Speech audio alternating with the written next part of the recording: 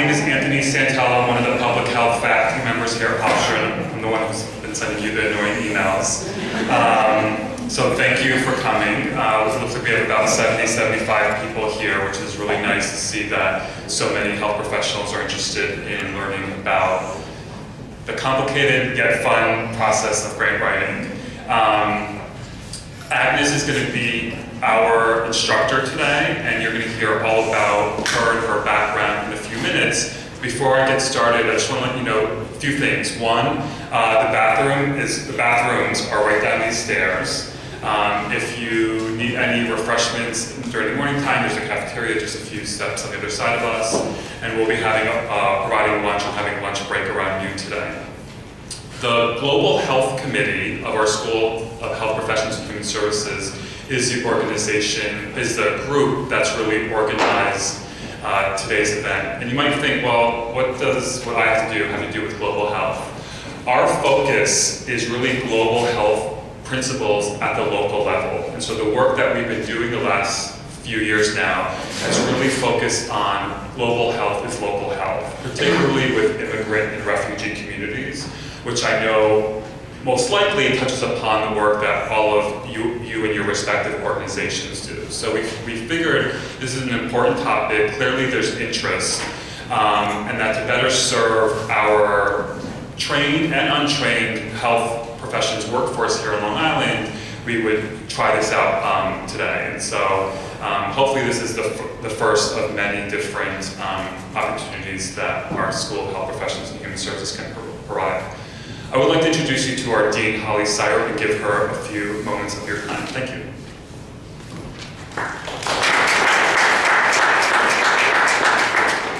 Good morning, everyone, and thank you so much for coming. We are so thrilled that you're here. This is a very busy time on college campuses, as you can imagine. We've just completed 7 different commencement ceremonies, multiple honors recognitions, different honors inductions, and it doesn't stop there. Some people, and in the old days, we used to think, oh wow, summer, this is a quiet time on college campuses. And boy, has that changed, as I'm sure you can imagine at your community agencies as well. Those quiet times seem to be a thing of the past, and we work pretty much all year round. What happens in the summer here? We have summer conferences. Some of you may see children on campus soon. We have a robust summer camp program. We have NYSSMA here this week. We have the New York Democratic Convention at the Arena with all sorts of exciting activities going on there. And we welcome all of you to this first of, we hope, many programs sponsored by our Committee on Global Health. We are very thrilled in the School of Health Professions to anytime we can actually engage with our community partners. We're thrilled. The university in 2012, this is actually our 5th year of being a degree granting school. And although Hofstra's programs have been in existence for quite some time, 5 years ago, the university made the intentional decision to pull the health professions together in human services to create its own school. And it was a great idea at the time. Obviously, we have the medical school, we have the graduate school of nursing and physician assistant studies, and then they have all of us, which are the rest of the health professions. And we are very pleased that we have grown based upon the interest of the community, based upon the interest of students, based upon the economy and where the jobs are, that we have grown to be the 3rd largest school on Hofstra's campus in just those 5 years. So it's been an exciting time for all of us. And when we think about the different activities that are going on campus, I'm always reminded that that really is the essence of what a university is. University, of course, is its students, but it's also its community members, its community partners, and its alums. And what do we do at a university? We bring people together. We bring people together. It's actually the essence of the university to bring people together. And we think about our traditional 16 to 24-year-olds, but that's not really what the university, that's a big part of it, don't get me wrong. But there's a lot of other parts. And the core is to bring people together to discuss different topics, to question different things, sometimes things that we agree with, sometimes things we don't agree with, but this is a place, a common ground for people to come together to talk about that, and most importantly, to learn. And today, we really want to thank our Committee of Global Health, spearheaded by Anthony Santella, but there are other members in the room of our Global Health, and if you could just wave, our committee, if you could wave, there's some in the back, you can recognize. It really is, they've done an amazing job with limited resources, which some of you actually might understand, which is really one of the reasons why we're here today. Because all of you know, all of our community partners know, all of us in the healthcare field know, that we have important work to do. There's a lot of work to do out there. There's never a question that what we're doing is not important and not needed. And unfortunately, it often includes that we have limited resources. And so what better way than to learn about grants and foundations and how to get grants and get support for those things that we know are going to be the future of healthcare going on. You have an exciting agenda today. We are so thrilled that Agnes is here to facilitate this. And I just wished for all of you today that you not only spend time learning from Agnes, but learning from each other. I love the fact that I apologize that you're so close, but again, there's a lot of activity. There's another program that's going to be going on next door. But please spend time today talking to and networking with your colleagues. These are the people that you know are supporting the same types of things that you are. Agnes will lead you down the direction of grants, but you also have each other going forward, and you have all of us here at Hofstra, because we are really here to support you in your endeavors as well. So thank you so much for coming, and I will turn it over to Agnes.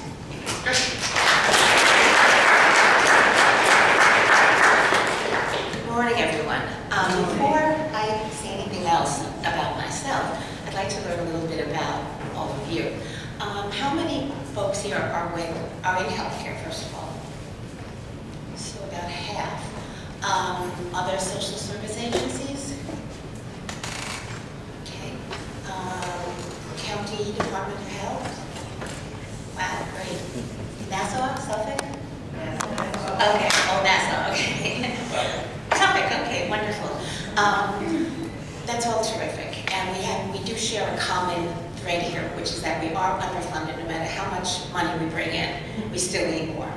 And I will never say I'm good. I will always find a way that I'm going to spend the money on things that are important to us and to population health, really. Okay, so let's see if this thing works.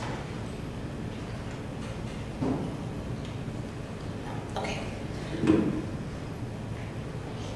So this is Grant Bootcamp, or how to bring millions of dollars into your institution and make yourself indispensable. That's really key. All right? You want to be the guy in the room that everybody comes to and who knows the answers. Okay, so here's our agenda. We probably won't follow it to the letter, but it gives us kind of a little framework. So in the morning we'll do an overview of the grant process, then how you put together and develop a proposal. Then lunch, and then the review of perspective, budgets, and the table exercise. So a little bit about me, or why you should listen to me at all. Okay. I wrote my first grant in 1996. I had just finished my master's in social work, and poverty, or even the threat of it, is a great motivator. And so I needed to bring in money in order to kind of cement my position. I was new in the job. I was at Stony Brook, and pardon me, I was a social worker for the maternal child HIV program. Does anybody have background in HIV here? Oh, a couple people, okay. So I was working in HIV, and I wrote my first grant in 1996. I had no idea what I was doing, none. I didn't know how to write a grant. I didn't know how to do a budget. I was terrible at math. I don't even know how I had the nerve to do this, but I did it, and it was fun. Okay, so success builds upon success. Demonstrating that you have the experience and know-how is a huge consideration for funders. So even if you start really small, you can demonstrate that you, A, know how to write a grant, B, you have an organization that is going to be able to manage this grant, and C, that you will be able to handle the financial piece, which is a very important one. In 20 years since I wrote my first grant, I've designed, written, and implemented countless grant-funded projects, including projects by the National Institutes of Health, the National Institute of Mental Health, the National Institute of Child Health and Development, and the National Institute of Allergy and Infectious Diseases, as well as the Centers for Disease Control and Prevention, the CDC. the Health Resources and Services Administration, HRSA, and the New York State Department of Health AIDS Institute, as well as Health Research, which is a kind of a hybrid organization, research-based organization that often partners with the State Department of Health. In the past year alone, I brought in $11.3 million in grants.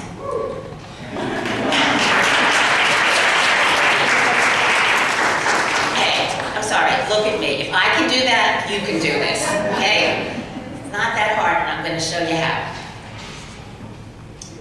Okay, so this is, can everybody see the slide? So this is the famed David and Goliath.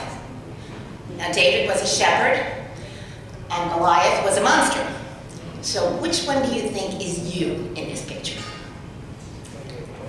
You're David, of course you are. You're coming up against, first of all, the competition is enormous, but you're also coming up against teams of reviewers who are very experienced and very, there's a pretty high bar, but you can get to it. I'm going to show you how to slay the giant. Okay, so how many of you have ever written a grant? Oh, good. That's terrific. Can I ask which funder?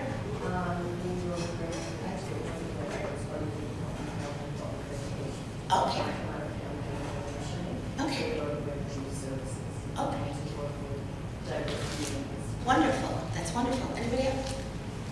We write federal grants to the Office of Mental Health. We also do to the continuum of care.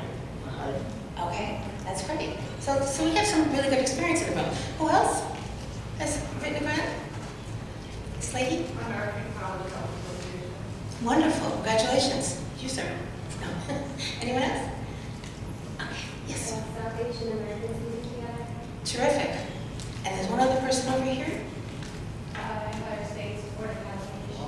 Wonderful.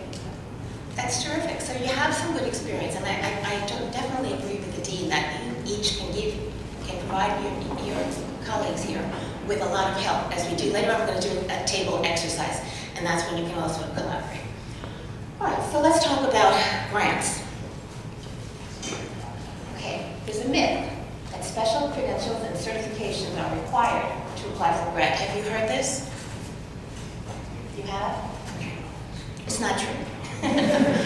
Fact, anyone can write a grant, okay? Anyone.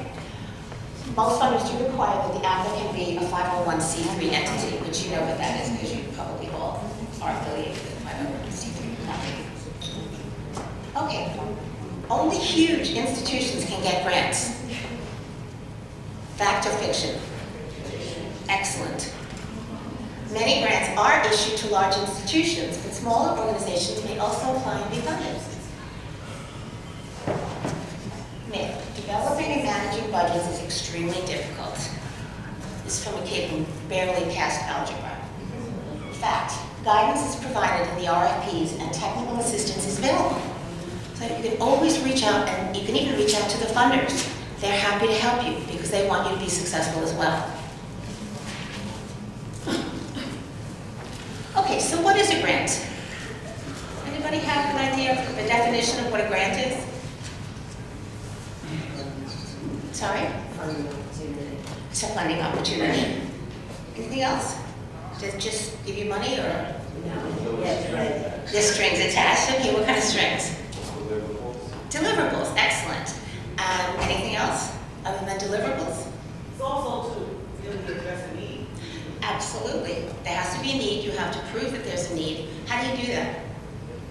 Assessment. I'm sorry, assessment? Okay, great. I'm sorry? Data. Data is absolutely critical.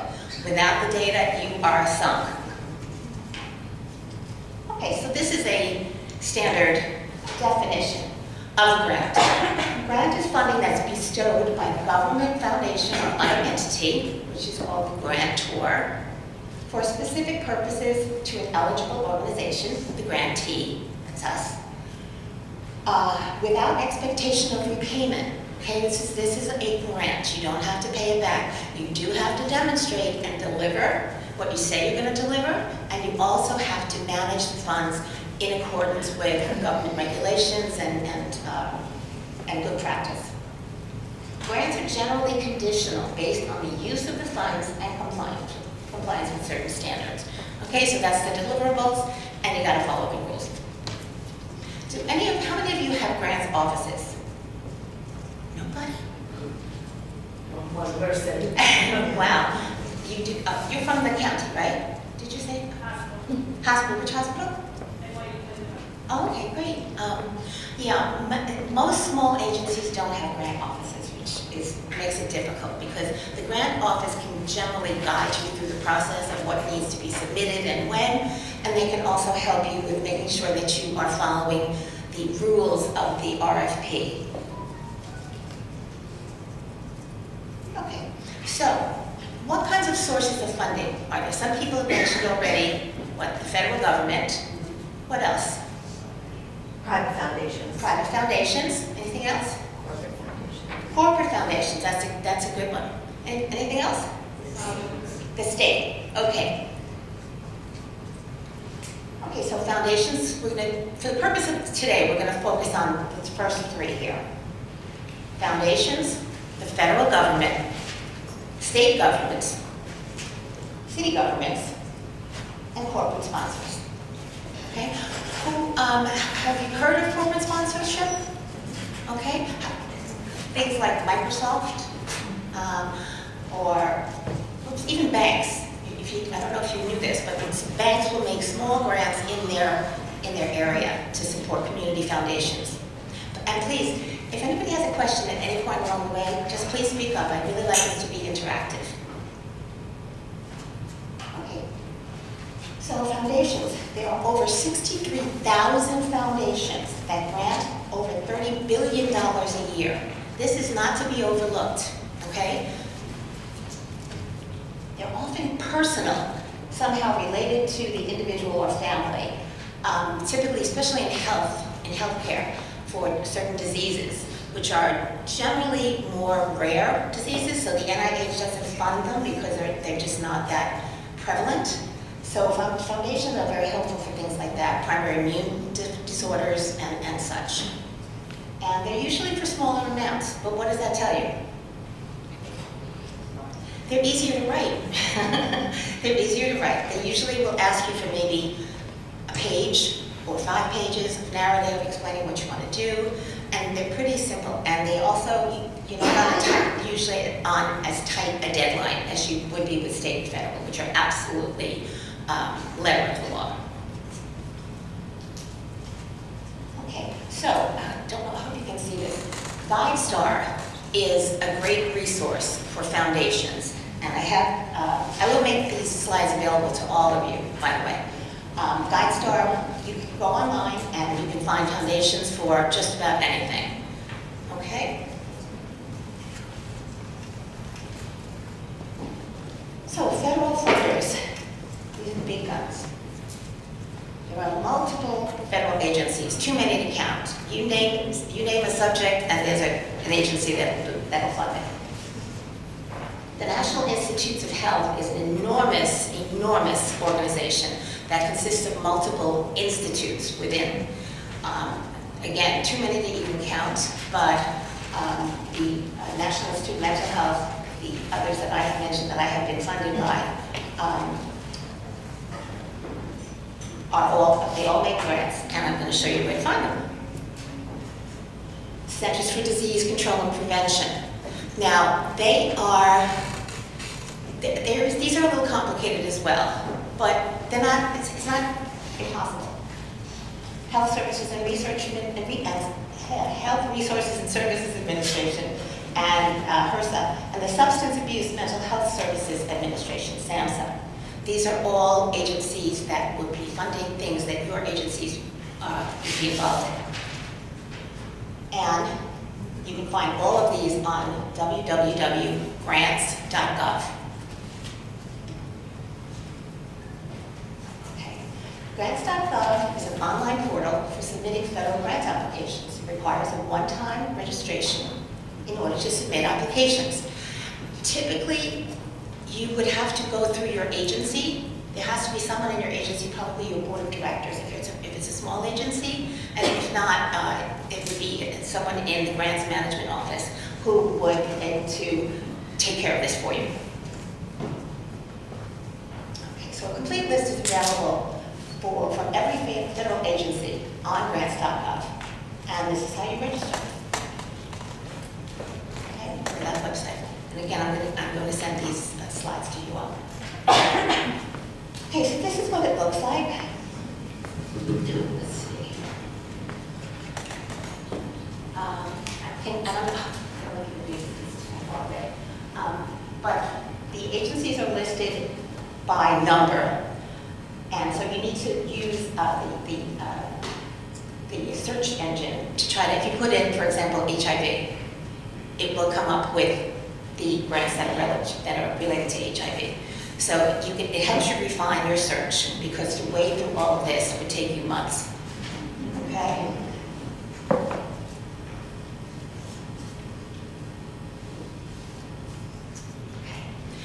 New York State funding. New York State funding is a little bit less onerous than federal funding, but there are also quite a few hoops that you have to jump through for that. They fund many, many areas of research and development, Department of Health, environmental conservation, mental health, agriculture, and you can find all of the current grant opportunities at the New York State website, which is Grants Gateway. And also Health Research Inc. is another agency that affiliates with the State Department of Health and provides funding for various healthcare related efforts. This is what the Grants Gateway looks. The Grants Gateway like. Okay, so this shows you the different agencies, Department of Environmental Conservation, and you can also see what the requirements are, eligibility, all right? So the first three, or four actually, happen to be, you have to be a government agency to apply.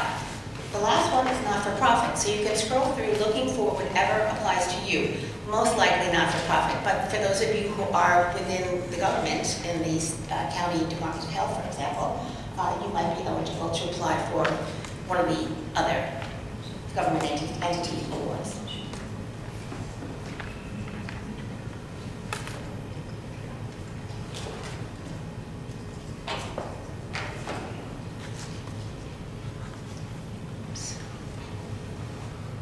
Okay, so this is kind of a visual of the funding cycle. Almost all funding through the state and federal government comes originally from the federal government. Okay, so the federal government does block grant funds to the states, and then the states then manage them and allocate them as they see fit. So the RFA comes from the funder. It's developed by whether it's HRSA or whether it's the New York State Department of Health. They develop the RFA, which is then made public on some of the portals that I just showed to you. That goes to the agencies. The agency then assesses the RFA to see if they're A, are eligible, B, if it's something that they can do, because again, the capacity is very critical. So do they have the wherewithal to do it? And if so, they can write an application and apply. The application then goes to either your board of directors or to your executive director or a grants office, whoever is the legal entity that is authorized to sign, to enter into a contract. From there, it goes back to the funder by the submission date required. The funder then creates a team of reviewers, okay? And their job is to review the grants, review the RFP, understand the RFP, read the grant, read the budget, and see if it meets the requirements, and if they feel it is worthy of funding. If the need is there, and if the agency can document the need, very important to document, they may receive funding. And I'm going to talk a little bit more about the review team later, because that's very important. And then the review team they actually grade the applications. I don't know if you were aware of that. They're graded on up to 100. So, in order to begin the process of writing a grant or applying for a grant, there are certain things that you sort of have to have in your toolbox, if you will. Things that are necessary, baseline.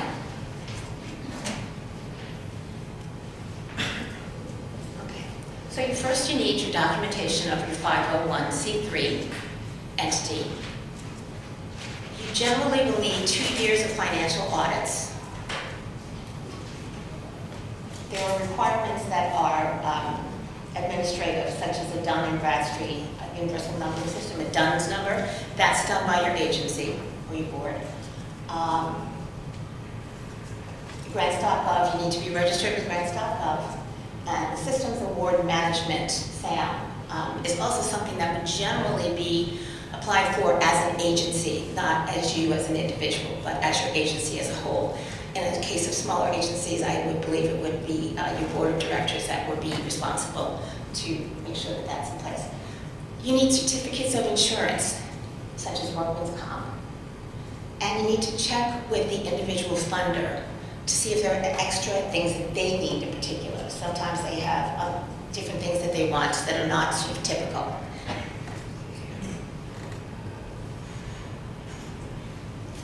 So, where do you start? You remember the book that was written some years ago? It was called Everything I Needed to Know I Learned in Kindergarten. Remember that book? Well, it's true. Everything you needed to know, you learned in kindergarten, because it's all about building blocks. This whole process is about building blocks. You need to break it down one by one and build your application. Okay, so what are the building blocks to building a successful proposal? Self-evaluation. This is really critical. I had asked you all to take a look at your agency's mission statement. Did everybody get a chance to take a look at that? Okay, so what does it tell you? What did your mission statement tell you about your agency? Did it tell you what their focus is, what they do, why they do it, where they do it? Okay? It's really very basic, but it's all about knowing who you are as an agency. All right? So the self-evaluation has to start with your mission statement. Do you have a strategic plan for where you want to be in 5 years? Does your agency have a vision and a plan? Has anyone ever been involved in any strategic planning? Great, terrific. What kinds of things did you do as part of that strategic planning? Good. Yeah. And did you come up with a plan for 5 years from now or 10 years from now? And how long ago was that? 10 years ago. I was just going to add. Well, it's the building blocks again. So, you have to have a 5-year plan. You may not make it, but at least you have a vision. Okay? You need to know where you're going. Because if you don't have a vision and you don't have a direction and you don't have focus, you're all over the place and you'll never get funded, and you probably will not do very well. Okay, so needs assessment. Somebody mentioned needs assessment here before that, this young lady. You identify the unmet needs in your community or your population. What problem or issue do you want to address? So how many people have worked on needs assessments? Oh, quite a few, okay. Did you work on them as part of a committee or your agency? Okay. Okay, so your agency. Anybody else? Committee. Pardon? A committee. And what kinds of things did you look at when you were looking at a needs assessment? We looked at issues in particular community. We looked at housing. We looked at incarceration rates. We looked at homelessness. We looked at factors like that. Mm-hmm. Great. Yeah. Now, how did you research that? Where did you look to find that information? Well, part of the research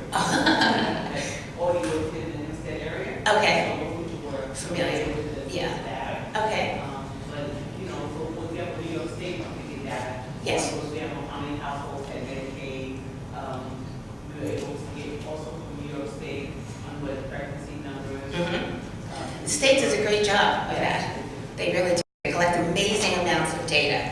Any place else you might consider looking? Yes. Would we combine an analytics perspective of state data with our electronic health record? So I'm assistant administrator for our EHR, so I'm always asked for to produce data and data analytics. So by comparing the two, you can see, okay, for example, 90% of substance abusers end up in the medical field either with in the ER visits, things like that. But we're only getting 10% of our referrals from the medical field, so we can see where the unmet pieces are.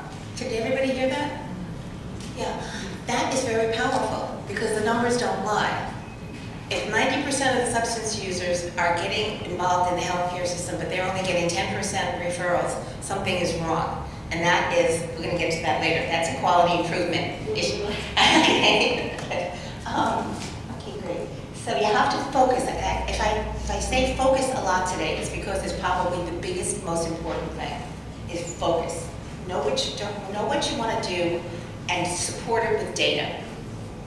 Okay, so document it. Why is this important? Why should I care? Okay.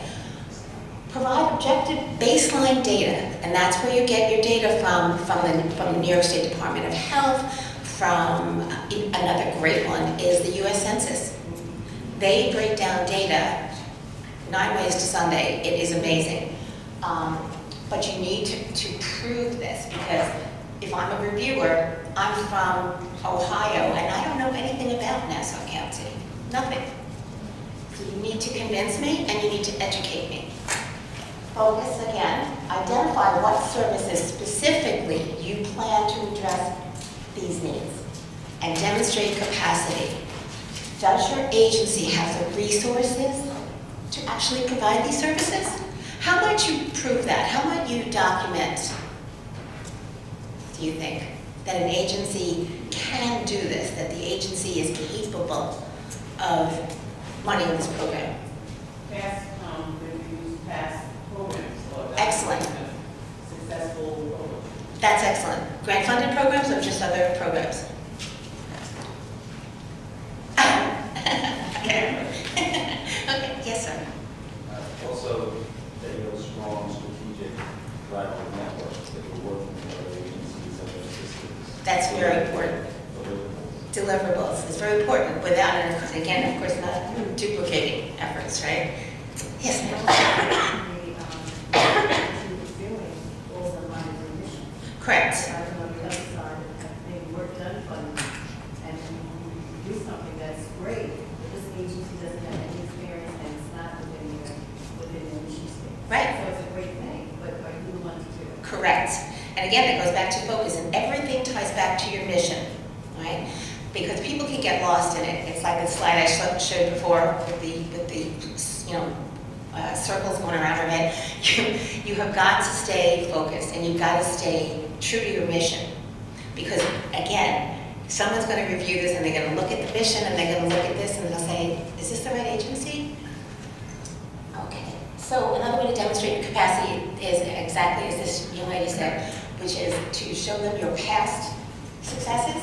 Now, if you haven't got any grants already, if you haven't gotten any grants, so you have no grant baseline data, what do you think you might be able to show as demonstrating your capacity? You don't have any grants yet, but you want to show that you're good at what you do, and that you're managing to run a successful agency that has good what? Somebody say outcomes? Outcomes, excellent. That's how you prove it.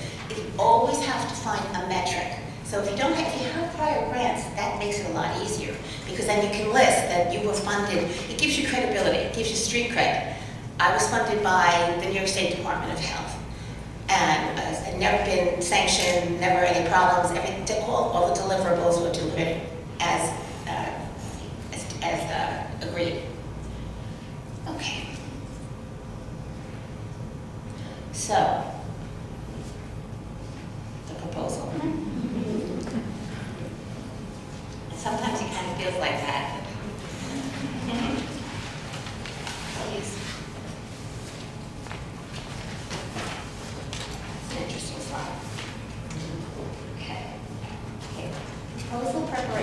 For those of you who've written grants in the past, how confusing was the RFA? No? Not confusing? How long was the RFA? 35? That's a small one. I'm working on one right now for an upstate agency that's 85 pages long from Samsung. Yeah. So what do you have to do? I'm sorry? Break it down. Absolutely, break it down. About half of it is going to be background stuff. They want to talk about their agency, whether it's Hofstra or Samsung or whoever. They're going to talk about their mission. You have to read it because you have to understand your funder. You have to understand what this agency is about. What do they want to fund? Do they give extra points for example, veteran services? A lot of them do now, which is a good thing. Know your funder, read that stuff, but then discard it, okay? Because it's just going to make you feel overwhelmed. You get to the meat and potatoes of the RFA, and that's where your building blocks really are. Number one rule ever, follow the instructions. Follow the instructions, follow the instructions. If they say that you have to part your hair on the left-hand side while you're writing this grant, you better do it. If they say that you have to write in Arial font in a 12, Arial 12, and you do Arial 11, they'll throw it out. They literally will throw it out. Follow the instructions. I can't emphasize that enough. Page limits. Many of the bigger agencies, the federals and the state grants rather, have page limits. And they are very serious about these page limits. If you are one page over, half a page, a sentence, they throw you out. They won't even review your application. So I can't overemphasize follow the instructions. The people here who have written grants are all nodding at me. Okay. So, for example, if you start your application on page 5 because there are cover pages and things like that, and you end on page 15, that's 11 pages. It's not 10. And your grant will be thrown out. Could be the best application in the world, but nobody will ever see it because it will not pass the initial review. Font requirements I mentioned. Margins. This is a place that I've sometimes fudged a little bit, because generally they want 1-inch margins all the way around. Whatever it is that they want, that's what you got to give them. Okay? And spacing, same thing. References. When you reference something in a grant, make sure that you were born before this was published. Okay? I review grants for other agencies, and I see grants for references. And this is true. I was reviewing this yesterday. 1992. Come on. That, to me, you know what that looks like to me? Sloppy and lazy, okay? Use current references. I would rather see you use 2 current references than 10 old references because they're just not valid anymore. Especially in healthcare, certainly. You know, anything that's over 5 years old is too old, in my opinion.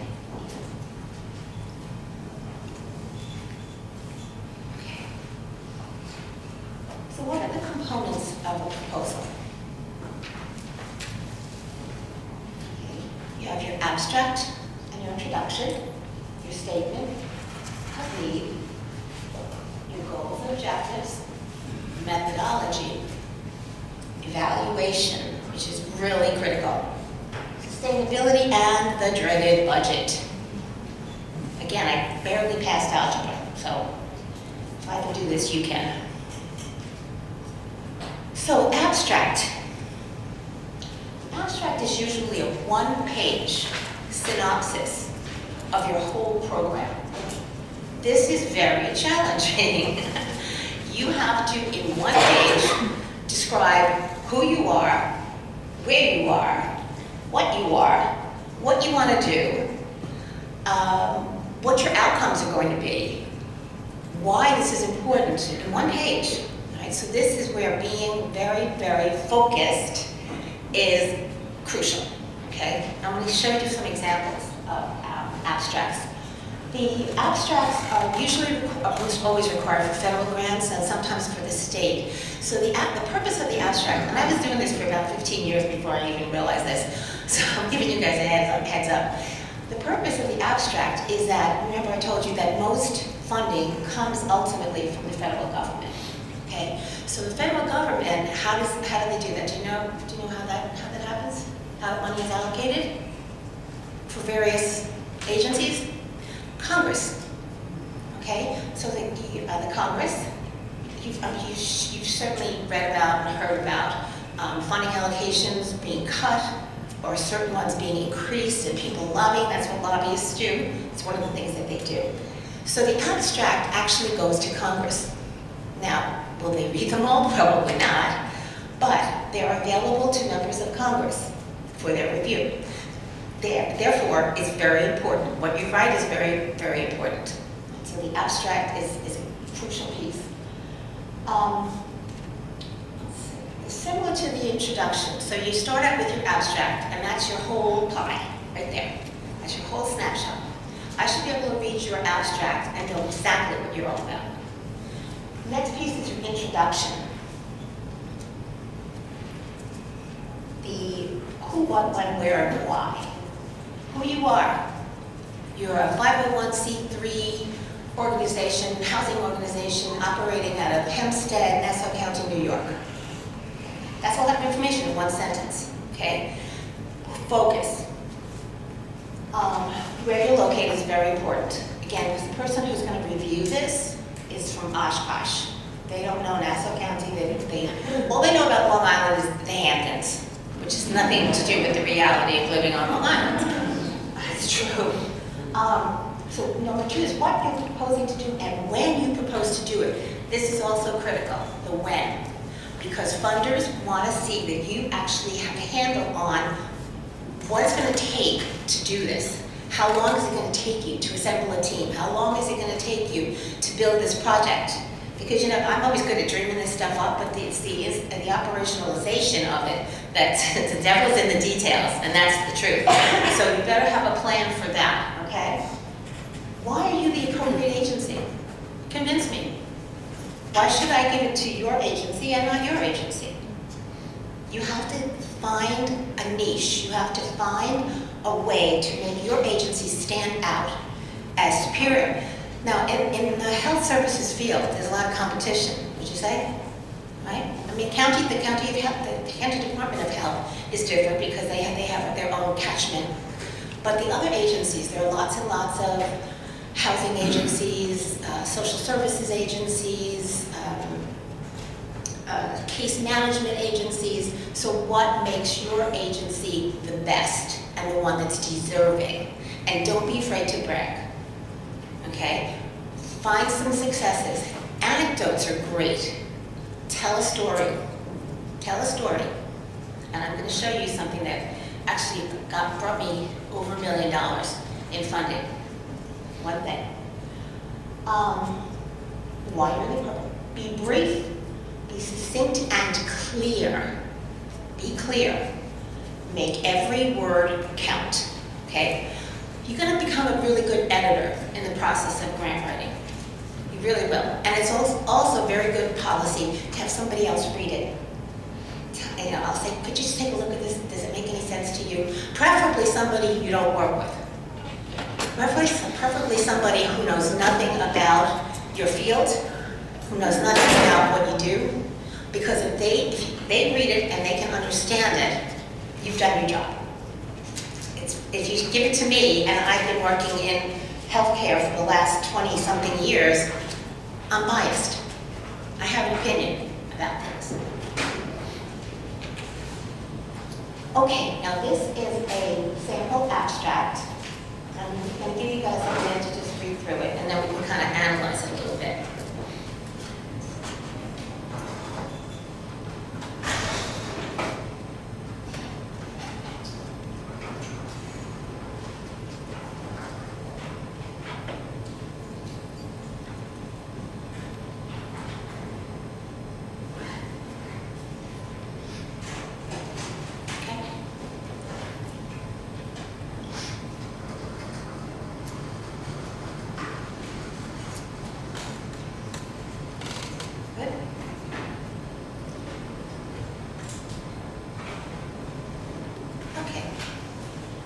what do you know about this agency?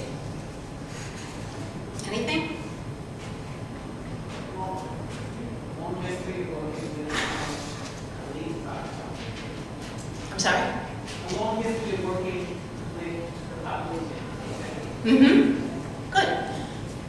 Remember our questions. Who, what, when, why, where. Okay? So start with the beginning sentence. Your beginning sentence, you'll remember from your 8th grade English class. Okay? It's like your opening paragraph. Your beginning sentence should have information, should have meat to it. Okay, to make the reader interested. So community hospital is a 501(c)(3) check. You need to get that in. That serves as a designated aid center in Suffolk County, New York, and is the appropriate agency for this funding. Why? What makes you appropriate? What makes you the best? The AIDS Care Center has been providing culturally relevant, responsive HIV specialist medical care and services which are linguistically and developmentally appropriate and address race, ethnicity, sexual orientation, and gender identity and expression for over 20 years. So what have I conveyed in that sentence? That the agency has a track record. What else? Anything else? I'm sorry. It has sustainability. It's been around for a long time. It's well established. Culturally competent. Yes, those are very important. Those are very important words in funding. Culturally relevant, responsive, linguistically and developmentally appropriate. If you don't say it, it doesn't exist. Okay? If your agency is one where, as all of ours I'm sure are, if your agency is one that is very attuned to diversity and to being culturally respectful, then you need to say it. Because the person who's reading this doesn't know it unless you've said it. Okay, so over the period of 20 years, again, you're reinforcing that you have 20 years of experience. The program has grown and evolved in response to changes in the epidemic. Okay, so what does that tell you? Shows need. Shows need. Anything else? Who said that? Excellent. Yes, your ability to evolve and to respond appropriately. You're not just stuck in one model, because that's not going to cut it, right? Especially in healthcare. Healthcare is evolving on a daily basis. We've all been seeing this, we've all been feeling it. You need to show that you are agile enough as an agency to respond and to change your services in response to the needs of the community. In 1995, I started working in HIV. Okay, the focus back then, I was working in prevention, maternal child transmission. Okay, that is a dinosaur now. We've conquered that, and that's great. But what are you going to do for your next step? That's where your 5-year plan comes in. You need to have an idea. I always said we're in the business of putting ourselves out of business, which is a good thing, which we did. We put ourselves out of business. There's no need anymore in New York State. We conquered it. So what next? Increasingly, our services began to focus on the highest risk population for HIV infection, that of young men who have sex with men, white MSM, especially those from communities of color. Why?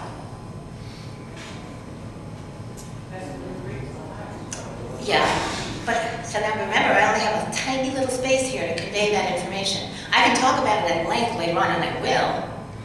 Yes, sir? They're saying it says under the grant is focused. But if you don't say it, it's like medical records. I don't know how many of you guys have been involved with medical records. If you don't write it down, it didn't happen. That's what I'm saying. Yeah, so that's a nugget for the person reading this, so that they know that I'm going to expound on that later. But for now, I'm going to show them data. For now, I'm just telling them this is where the epidemic is at. It's no longer where it was when I was taking care of babies 20 years ago. Okay, so that's your hook right there. That's your area of interest. In addition to HIV/AIDS primary care services, the CC has been providing and promoting pre-exposure prophylaxis. Y'all know what that is, right? Good. since 2013 and received funding in 2017 from the New York State Department of Health AIDS Institute to create the Transgender Care Center, the first and only such initiative on Long Island, expanding CC services to focus on this population. So what is that telling you? They're unique. And yes. Knowledge and action on prevention. Yeah. Yes. Provided for the community that That's great. Yeah. And what else? They've managed funding already. We've managed funding already. Yes. And we're also again evolving. Okay. We're moving on. So we've identified our population. Like I said, we're no longer taking care of little babies anymore. Thank God that's a thing of the past.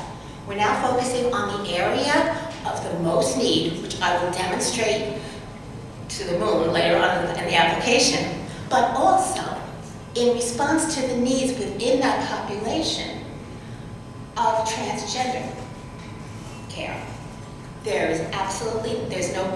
It's the first one. Okay, so we're being innovative, right? We're being creative, we're being responsive. That's a lot in one sentence to convey.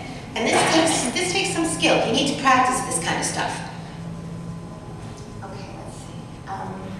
We propose to provide services to the LGBT population beginning in July 2019 with a particular focus on transgender men and women on Long Island under Component A, which is addressing the specifics required in this RFA. Okay, so what does the last sentence do? Anything? So we encourage them to keep reading. Yeah, yes, that's true. We hope they keep reading. Yes, It exposures the purpose of the grant. yeah, it touches the purpose of the grant, kind of ties it all together. Okay, pardon? I'm sorry. The time frame. Time frame, excellent. Yes, the time frame. That's very important. So you see, by careful editing and distilling and focusing, you can convey a whole lot of information in really just a paragraph. Okay? And you can do this too in your agency. It's not that difficult. You just, again, need to remain focused. Okay, so this is an actual abstract and an application that I submitted that was funded. I have a question. Yes? I just want to know what the underline, is that for our benefit to understand the specific sentence, or is that how you submit it? I submitted it this way. Why? Because I wanted to jump out at them. Okay? The first one is really, that's just blowing my own horn. But the others are making it jump out that this is the first and only. And I'm also identifying, again, a subpopulation where there is need that's unmet. And the component A is just to identify for the reader so that they know I'm very clear about which component I'm applying for. So you can really get a lot of information in a very short period of time as long as this takes a while, it takes a while to work it and edit it and have other people read it.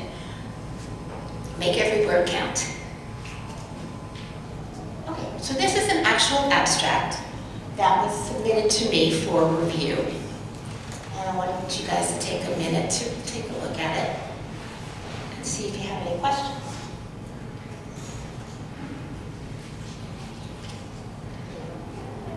Of course, the names have been changed to protect the guilty.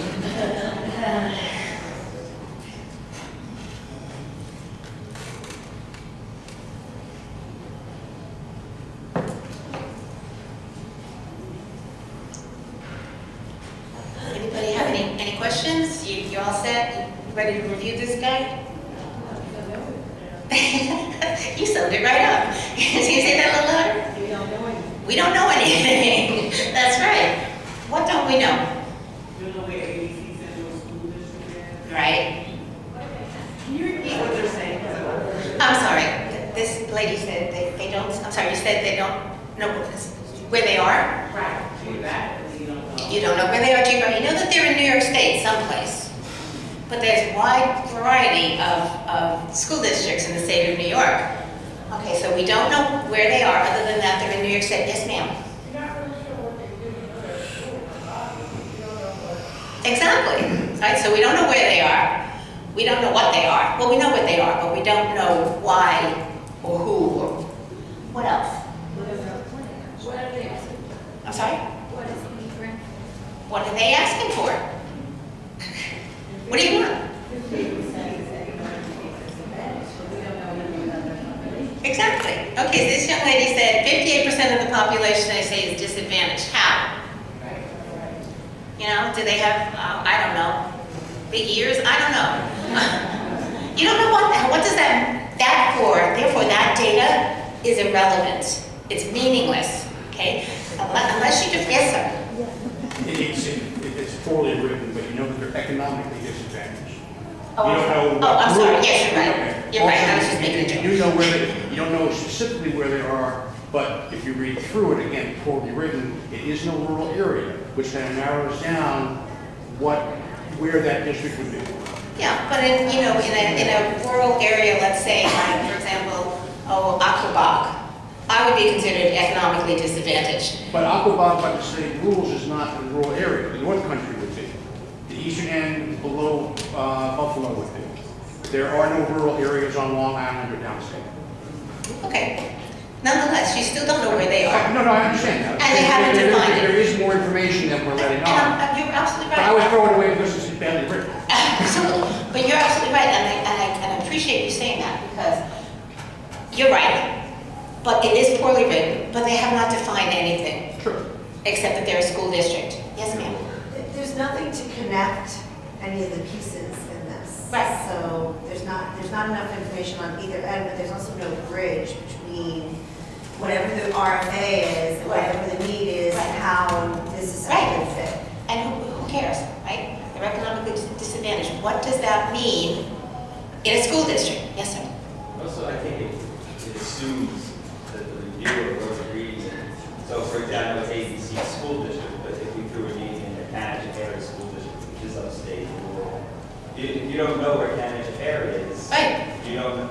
They may assume that, they know where we are, they know, and assuming, I don't know what the grant is for, but if the state education is categorized as a rural district, okay, they know what that means.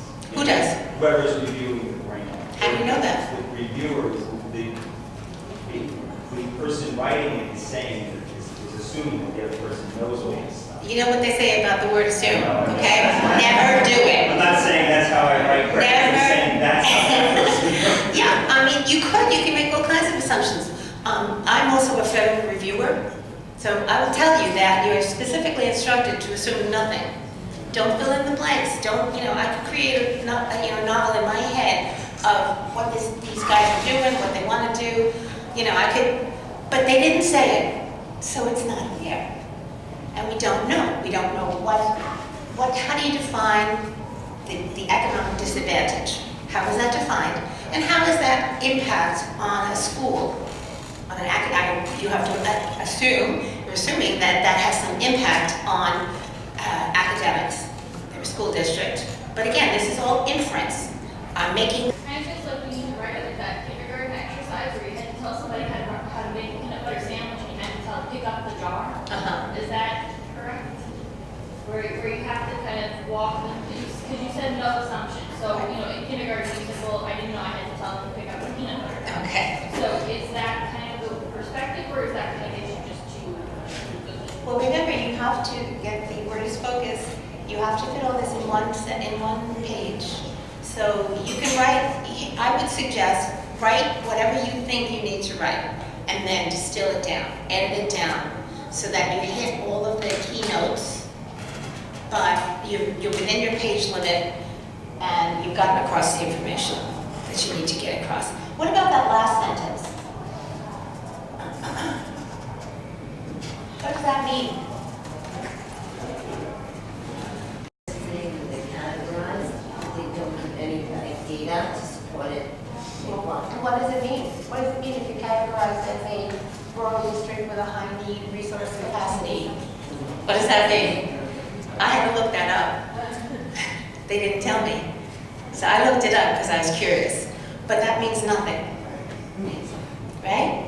And again, be very careful of assuming assuming that people will understand there are certain things in your field that everybody knows. You know, everybody knows what EMR means. Everybody knows, there's all kinds of acronyms and jargon. Never use those because you cannot assume the person who's reading your application might be a neuroscientist, or they might be a case manager. They could be really just about anything. I've reviewed I've reviewed for the Department of Justice. I don't know anything about that. My daughter's a lawyer.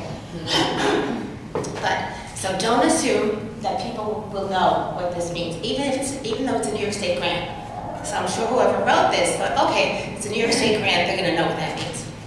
I don't know what it means. Yes? Yes. Yes. Absolutely. No. You use it the first time you use it, excuse me, you define it, you spell the whole thing out, and then you use, just like It's in another section. right. So at the beginning here, the very first time, I used CH for community hospital. And this is also where that's very helpful. If you can abbreviate, when you really tight on space, that's very helpful. But you do need to do that. That's another pet peeve of mine, so thank you for bringing that up. If I have to go look up what your acronym means, I have to go Google it. That's not good. Okay, so this is the actual abstract as it was submitted. Yes? I have a question about acronyms, because I was told, now when these applications, don't they get passed around to different reviewers? There's a team usually it depends on the size of the application. It's usually 6 people. I was told that if you do that each section should spell it out and then use and define the acronym, because the reviewers might not be the same people. The reviewers don't review it by piece. They review the entire document from beginning to end. So it's going to define in one section. Exactly. And it used to be that you'd have to go down to Washington DC and you'd have reams of paper. Now they do it online, which is great. So I can hit ABC find, and I'll find where it was defined if I missed it, which is possible. But yeah, that's they don't break it apart like that. Okay, so now, let's take a look at a little bit more information and see if we know anything more now. You know that I put an S on stage for no apparent reason.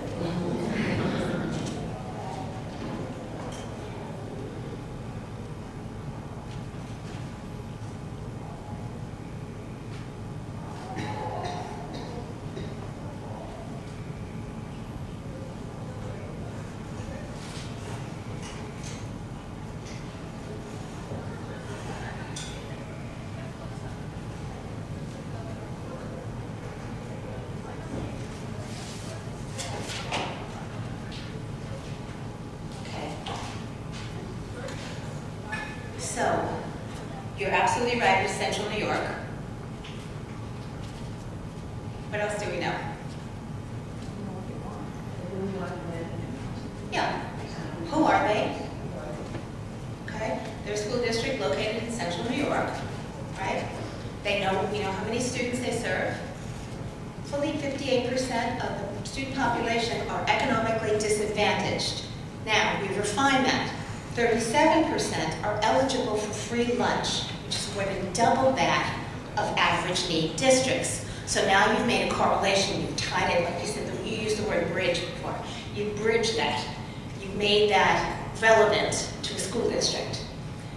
High levels of free lunch eligibility is highly correlated to decreased academic performance. So that's why we care about this. You've also defined what you're using right now for these things. Yes, exactly. In a metric that's relevant to the school district. State education has defined the district as a rural district with high need resource capacity category, which does what? Measures poverty. It measures poverty relative to the school's resource capacity. So it looks at high levels of poverty and the school's level of resources. Okay, so that substantiates and defines why the school district needs this program, why they need it, and why they deserve it. The 3 schools, blah, blah, blah. The overarching goal, which was clearly missing in the first one, of the math science grant, we finally defined what it is to increase the percentage of students who master the state examinations by 25% over 3 years. Okay, so do we know the who? Who is it? Who are they? Central School District. What? What's the what? Yeah, the Math and Science Grant, they're an educational institution where 3 levels of schools in where?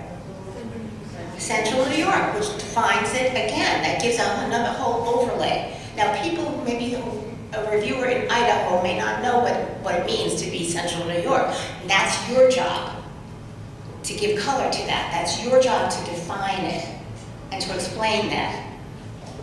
Okay, because it was not conveyed at all in the first one. I would not have been interested at all in reading that grant. It's boring. I don't know what you want. You apparently don't know what you want. Yeah? You don't know who you are, you don't know what you want. So why should we give you money to do that? You don't know what you're going to do with it. Okay, so we good with that? I just have one quick question. Please. After the last sentence that was added, wouldn't another last sentence, a final sentence that connects the dots a little bit more, like by receiving this grant, the school district will be able to accomplish X, Y, and Z? Yeah, if you have room. If you have room. Totally. The more definition and the more color you can bring to a project, the better. The more detail. Yeah. I mean, this is pretty vague still. But at least you have an idea of what it is that they're looking at. They're looking at math and science projects. They're looking at increasing kids' performance on the state tests. They're looking at an area that is clearly economically challenged, and we know why, and how it relates to the school. I'm sorry? Yes, yes. As far as citing your sources, do you do that in the abstract? No. Okay, so you do it in the introduction. I do it in the body because you don't want to waste any space in the abstract. Okay, but they're not going to look at that, so it's not cited or... No, because you're going to define all of that. This is an introduction, a very brief snapshot of our project, of who we are, where we are, what we're doing, and why. Again, make every word count. Oh, I'm so sorry. Yes. If you kind of push when reading that, wouldn't it have not been more appropriate to tie the each statement to the history, perhaps some insight as to the components that exist in the school? Sure. I think it's a leap on that ledge as being the supporting to why I need to give them a grant. I find that I would be more interested in applying if I had more meat in that second paragraph.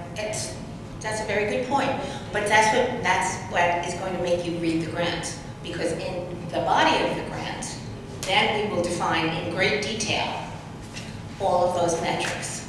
The school lunch thing was just a quick tie-in that shows the connection between economic disadvantage and outcome, school performance. You could use any number of them. I just chose to use that one because it was kind of an easy one to do. Yes? So my experience with grants, some of them, they want 250 characters, other ones they want 500 characters, Yeah. and that of course they want 10,000 characters. Mm-hmm. If I can accomplish it in 3,000 characters, Do it. we continue to build to 3,000 No. characters? No. Because be kind to your reviewers. Because they provide me with all the space, and stuff, they don't look like I'm leaving out information. No. So I don't feel it. Concise, to the point, make every word count. If you can you can tell me in one paragraph everything that I need to know about your agency, do it. Because I will tell you that, I'm going to do a whole piece on the reviewers, okay? These are people this is not their day job. It's not. And so they've already put in their 8 hours in their day job, and they're doing this at night. And and they're doing this on the weekend. So don't, make it easy for them. Don't write just for the sake of writing. I can see smoke a mile away, and it just annoys me because you're wasting my time. And again, I think it makes the writer look kind of lazy. I'm not here to read a novel. I need some certain information, and if you can, and that will impress me if you are concise and you still get across all of the relevant data. Yeah, you don't need to do that. I know what you mean though, because you feel like you should. Yeah, I looked up so much. No, well, if it's important, you better put it in. But if you've gotten the message across and the information across in 500 words instead of 10,000, that's great. You're a good writer then. That's what that tells me. Somebody had a question? Ayana. As number 8, right, it says students, increase the percentage of students who not in the state examination by 25% over 3 years. Could you actually do a projection on higher graduation rates? You could. Yeah, you Would could. that be an abstract or would that? Well, see, the focus here, and they did actually have that in the original, is grades K through 8. So you could extrapolate it perhaps to projections of higher high school graduation rates. You could. In the short term though, this particular initiative is math and science on the elementary school level. So an immediate metric is how do they perform on the state's exams. So that, it certainly is logical. And you could put that in the body of the application to project based on other research that you'd have to find other studies that people had done on early interventions, let's say, in math and science, and how that affects the outcomes of high school graduation rates. But yeah, that would go in the body. That's a good question. Any other questions? Yes, sir. Would you say something just like fully add that specification to population of economic advantage and math and science test scores are among the lowest? Sure. In the state, or something Yeah, like that? absolutely. Would it be that general? Yeah, absolutely. And again, anything that you put in here, you're going to have to back it up. Everything's got to be a mirror. This is meant to be a little bite of the apple. You're going to eat the whole apple later on, but this is a bite. And if it tastes good, you'll eat the rest. If it doesn't, then you're not going to be so interested. Any other questions? No? Okay. What do you want to accomplish and why? Okay. So your mission statement, we talked about this a little bit earlier. It's very important that you remain loyal to your mission statement. Okay, you can't. It's called mission drift. When an agency or an organization begins to drift from its primary mission, and you have to be very careful of that. Because there's one thing if you consciously want to change the mission to incorporate other things, but if you're just sort of adding things that are not consistent with your mission, you're going to run into trouble. Okay, so the needs assessment, we talked about this a little bit earlier as well. So this identifies gaps in services to be addressed. So when you're working in the field, whatever your field is, you know what you need. And you know when you don't have it, right? Can anybody give me an example of a gap in service that their agency or their area of work, homeless, or and nobody has any gaps in? This is amazing. Yes? We just broke ground on a new Agnes O'Connor-Goun community residence because we're located in Brentwood, New York, or one of our sites is Brentwood, New York. So there's a huge need for opioid treatment in a residential perspective for young men, our residents, or adolescents. Okay, I'm going to give you the microphone to maybe pass around.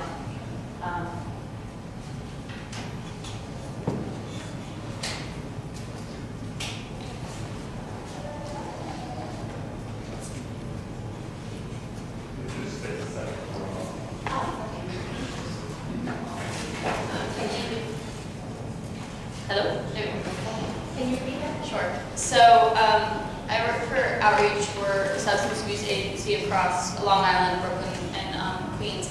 And one of the needs that we saw addressed is our adolescent residential program ends at age 18, and with the opioid crisis on Long Island, the young adult men were at a disadvantage. They couldn't find treatment easily, so we just broke ground on construction for a 32-bed community residence for young men ages 18 to 24, specifically with an opioid diagnosis. And what data did you use to? Is this grant funded, by the way?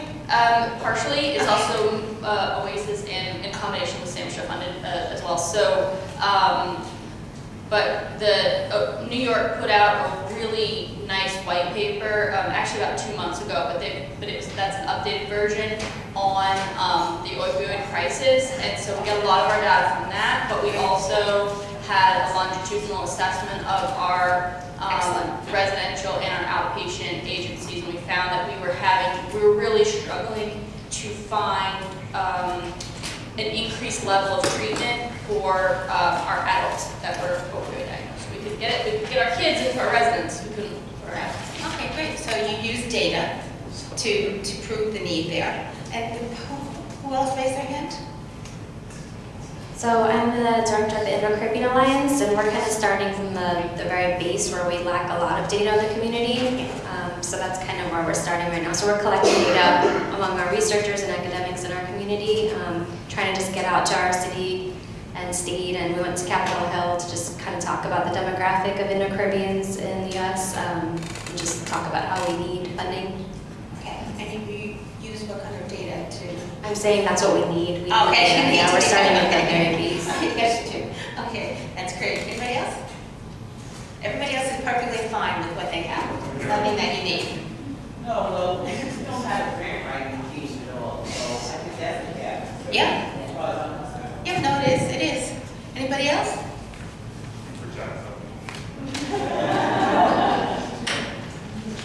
So all of your agencies then there's no gap in services? We have handles for the emergency shelters. Our positive goal is to permanently house them, but we don't have any means to track them beyond that. So unless we set them up with intensive case management before they leave, which generally doesn't happen, Okay.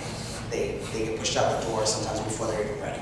So you all are experts in your own area, okay? I come from a hospital background, okay? So I don't know what you know.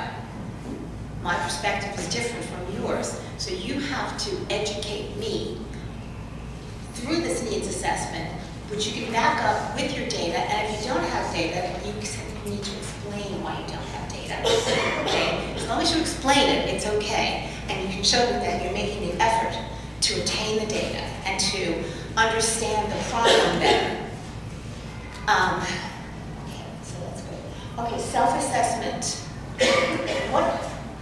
What is your view of your agency's capacity? Can your agency do this? I've gotten $1 million grants. What if I don't know what I'm doing? You need to remember, this is the girl who almost didn't pass algebra in the 9th grade. What? So you need to show them and demonstrate to them that you have gotten, if not grants, that you have successfully managed your business, because everything is a business at the end of the day. Healthcare is a business. That you have managed your business successfully such that while you have managed your business successfully, there are still additional needs that we need to be funded for. That's why we need this money. But we have demonstrated a 10-year success period of providing services to this specific community, which we know better than anybody else. There is your kind of your key for why you're the application, the correct agency for this funding. We live in this community. We know this community. We have 10 years of experience delivering services to this community, and so on. So you can, even if you have very little to work with, you can still make it work, because you can identify and be honest about it. You can be honest about it. I have voted to fund agencies that were really very inexperienced, but had clearly demonstrated some capacity to understand the population, understand the mechanics of what they were doing, and be able to be fiscally responsible. And that's a really big one, because this is all, at the end of the day, this, you guys, you're taxpayers, this is your money at work. So, think of it that way. Okay, so, anybody ever heard of a SWOT analysis? Okay, that's good. Okay, so a SWOT analysis is actually a business tool, but again, everything's a business tool that may help you answer these questions. Okay. So SWOT stands for strengths, weaknesses, opportunities, and threats. The strengths and the weaknesses are what we call internal. What does that mean? This is where you go into this, sorry. Internal to your organization. Internal to your organization, and this is where you have to be very honest with yourself. Okay, this is internal only, right? You're not telling anybody, you're not hanging out your dirty laundry here. You're being very honest with yourselves within your agency. The internal strengths, name a couple of strengths of your agencies. 31 departments. Sorry? 31 departments. 31 departments? Okay. Anybody else? What's the strength of your agency? Diana? This would be interesting. I'm sorry? Linkage to care. You have a successful track record of providing linkage to care. Okay? What else? Yes? Maybe experienced staff. Experienced staff, that's very important. What else might be a strength of an agency? Years in existence. Years in existence, yes? Quality assurance. Quality assurance, we're going to talk about that later too. That's very important. Yes, sir?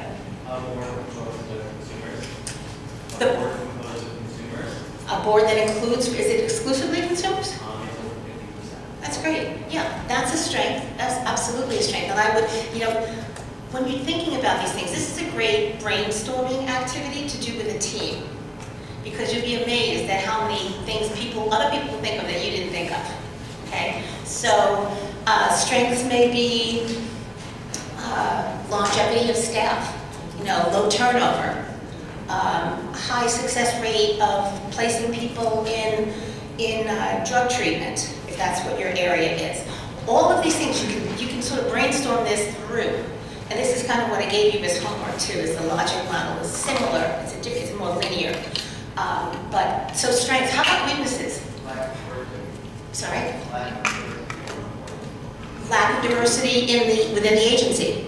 Okay, that's very good. What else? What else could be? High turnover. What else? What else? Anybody? What's another weakness? We're being honest here.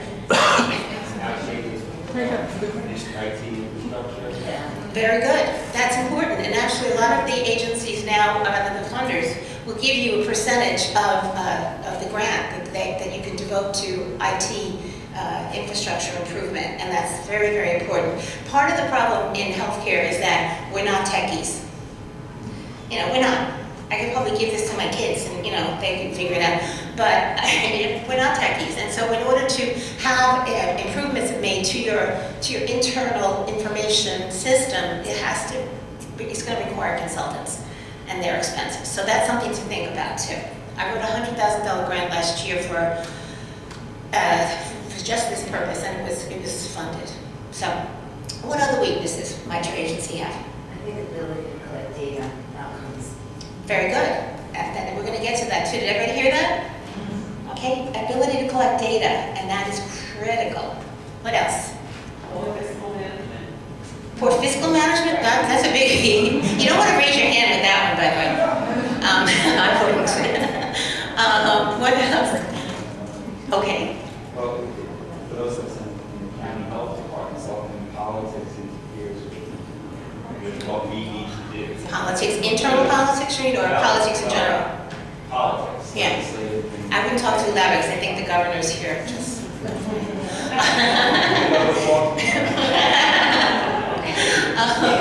Okay, that's a good one. That's actually true, really, in just about any organization. When the political decisions are changing constantly, Yes. funding. Oh, absolutely. It's very hard to strategically plan. Absolutely. Look what happened in this past year, where the ACA was, and people were you were planning on 5 and 10 year strategic plans based on what's in place today. But that's why I said to you earlier. Remember, citations. something that was written in 1992 has zero relevance today because the whole platform has changed. Okay, what else? Lack of vision. Yeah, you really do have to, we're all so busy. We're all constantly running. You have to take time actually to do a retreat, if you will, a corporate retreat. And it may not be feasible, but you can even do a mini retreat where you get together as a group of colleagues and you talk about these very things. And everybody's free to say whatever they think without fear of repercussions or anything else. To do a SWOT analysis is an excellent, this provides an excellent framework, and people can just say everything that they think of. Nothing is irrelevant, okay? But lack of vision is very important, because let's think about your own personal life. Do you have a plan of where you're going to be in 5 years? You think? Do you have kind of a plan? Are you planning to move to Europe, or are you going to medical school, or do you have an idea of where you're going to be and what you're going to be doing in 5 years? Nobody? Ooh, you're in the wrong class. Yeah, sure you do, right? You do. You have roots. You have family. You have a home. You live here. You know what you're planning to do in 5 years, and if you don't, well, you better wake up and smell the coffee because you're in trouble. The agency is the same way. Okay, if you don't have a vision for where you're going, you're not going to get there. Okay? Any other weaknesses? Yes? That brings me to a lack of emergency alternative plan. Emergency alternative? For what kind of emergency? If you don't have good vision, and or if you do have good vision, something happens, funding is removed, once you back up, where you go, Right. Right. Well, that's very important. That's very important. And, from a fiscal, I was the administrator of the maternal child program at, what was that, Stony Brook. And then I was the administrative director at Northwell. So as the administrator, as the fiscal person, part of my job was to figure out sort of rainy day funds. What happens if suddenly, when you write a grant, here's the scary thing about writing a grant. If my son screws up at his job, okay, he gets his hand smacked. If I screw up at my job, people lose their jobs, right? If I don't write a grant well enough to get funded, people are going to lose their jobs, and that weighs very heavily on me. So yes, you have to have a plan for sustainability is really what you're talking about, okay? Do you know what sustainability is? What is it? Everybody says yes, and then nobody has the answer. Yeah. How do you keep your doors open, right? How do you keep the lights on? All right, that's sustainability. Yes? Internal quality control. Now, what kinds of metrics would you talk about then? And what field are you in? Oh, right, okay. That's in my wheelhouse. Organization, like case management, care coordination, and also we have supported housing. And so what kind of metric would you We do internal audits, fiscal? quality control of the services being provided, are they documented how they're supposed to be? And we do that across programs, mental health programs, sometimes checking HIV programs. Okay, and do you use clinical metrics, or do you use, sort of for HIV, clinical metrics of viral loads and things like that? Or do you find Well, it that? has to be documented. Yeah. Is it documented? Is that Yeah. the services provided? Well, I can tell you for sure that if you are funded, this is the thing that's really should be dreaded. Not the dreaded budget, but the dreaded site visit. Because they come and by the time they leave, they know what you had for breakfast on Sunday. And the federal government in particular, they look at everything. I had an audit 2 years ago on our HRSA project. And this is a $2.5 million project, okay? So they came and they audited us and they reviewed everything and they wanted to see all the documentation. It took me a month to get ready for this thing. They had one finding. We had a $75 expense that was inadvertently listed as a patient expense, when in fact it was my PI traveling to a meeting. $75 out of 2.5. So believe me when I tell you, documentation is everything. We were sitting on the floor pulling things out of the shredder box, and taping them together. That's how serious they are. So, okay, so that lack of that sort of internal auditing process is a big weakness, and it can cost you big time in funding. Because if there are any irregularities, the federal government and the state government, and really any funder, reserves the right to rescind the money, and in which case you have to pay it back. You know, if you're in violation of something, then you're in a lot of trouble. So that is a really important measure. So, okay, so we covered a couple of strengths and a couple of weaknesses, and we kind of see, and yet the value of being very honest with yourselves and with your colleagues is really critical. You know, don't try to pull the wool over somebody's eyes who sits right next to you. They know exactly what's going on. So let's be honest, let's look at the problem and find a way to solve it. Okay, so that's the value of those two pieces, very important. The next are external pieces to examine. First is opportunities. What do you think an opportunity would be in our fields? What kind of opportunities present themselves? Yes.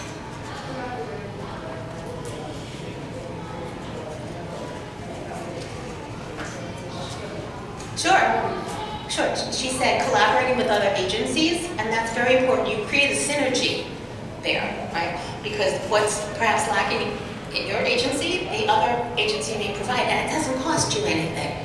That's the beauty of it. You can suddenly double, perhaps, the size of your case management team.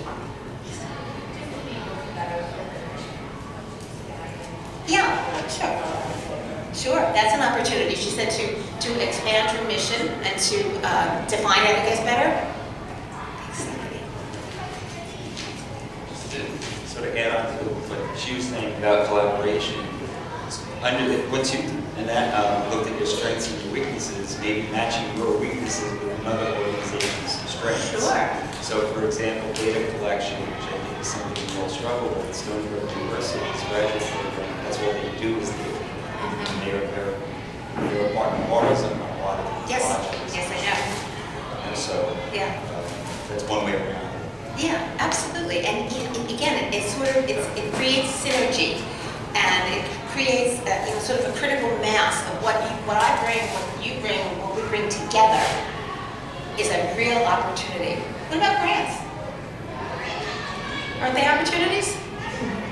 What about, for those of you, do any of you guys use EMRs?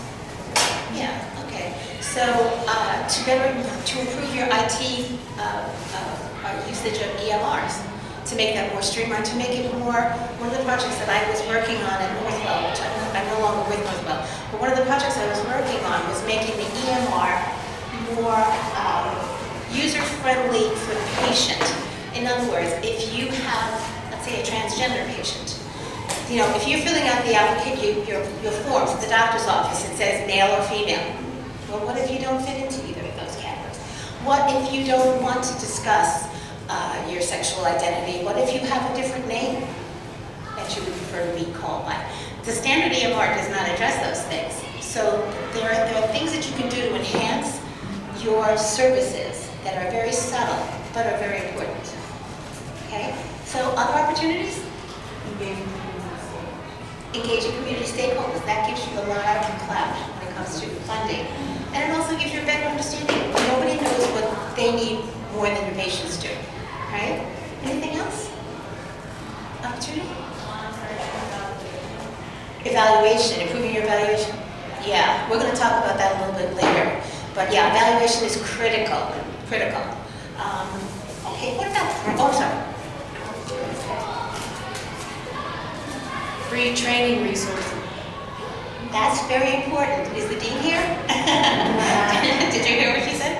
Free training resources. I should really take the opportunity to thank Hofstra University for doing this, because I think it's a great resource and event for the community. Because all of you are going back to different agencies, but you're all going to go back with knowledge that can help you to grow and provide better services. What about threats? What's a threat? Yes, sir. The changing regulatory environment. Totally. He said changing regulatory environment. And that is so basic and so profound. You know, you can't play by the rules if you don't know what the rules are. Okay? What, anything in particular you're referring to? I'm in the long-term care area. Yes. So actually, there's an opportunity because the state has a new Medicaid redesign. You're getting rid of my competition, thank you very much. However, many regulations are onerous, and they have to be,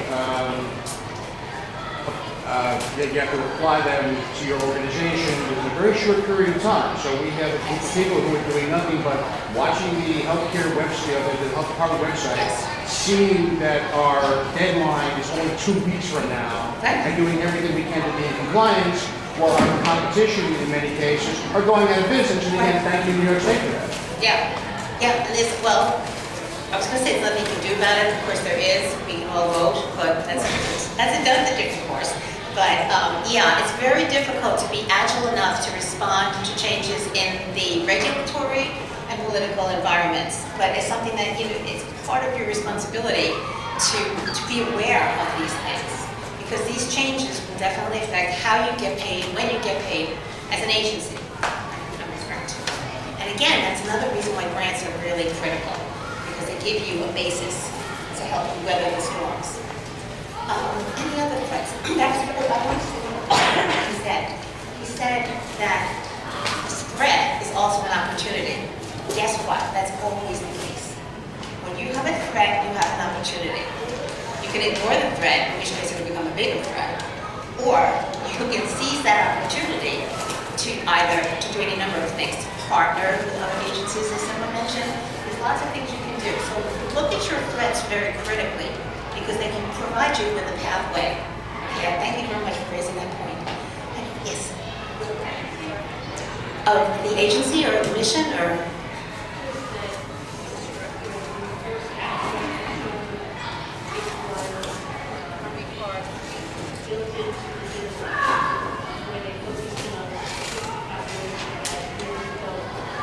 Yes, yeah, okay, yeah, totally.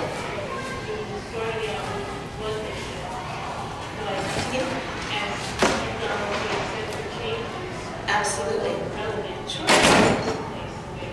Sure. Yeah. I was reading, oh, I'm sorry. Oh, yes, please. Just to piggyback what the gentleman said, I was going to say political climate, same thing with regulatory, you know, depending on what the political climate is, things change, budgets change, grant funding, all the funding's change, so we have to just kind of be ready for that, and then that is what I see, even though it's a threat, it really provide an opportunity for more agencies to work collaboratively. Yes, absolutely. Yes. Sometimes you come across a threat to the community that you want to establish. In what way? Lack of awareness or understanding of the population that needs to be served. The NIMBY. Okay, yeah, I see what you're saying now. Yes. Yeah, that's a serious threat. And I think anybody who's worked in residential really can relate to that.